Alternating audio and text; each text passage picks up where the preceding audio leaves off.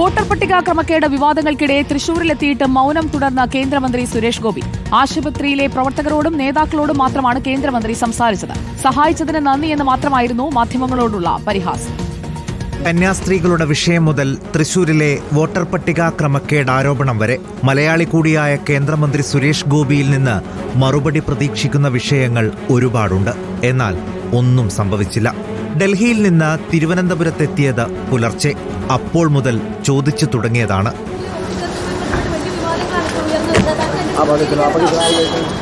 രാവിലെ തൃശൂരിലേക്ക് പോകാൻ വീണ്ടും റെയിൽവേ സ്റ്റേഷനിൽ. അപ്പോഴും പതിവ് ഭാവം തന്നെ. 9:30 തൃശൂരിൽ കാത്തുനിന്ന് വരവേറ്റ പ്രവർത്തകർക്കിടയിലൂടെ പുറത്തേക്ക്. അവിടെ നിന്നും പലതവണ ചോദിച്ചു. പക്ഷേ ഒന്നും മിണ്ടിയില്ല.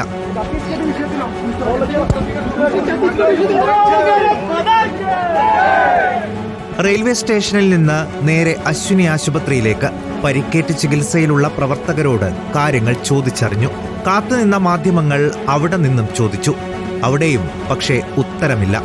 ഒറ്റ വാക്കിൽ പരിഹാസ മറുപടി.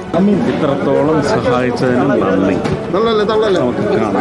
ആശുപത്രിയിൽ നിന്ന് നേരെ MP ഓഫീസിലേക്ക്. അവിടെ നിന്ന് നേതാക്കളോട് സംസാരിച്ച് ഉടൻ പുറത്തേക്ക്.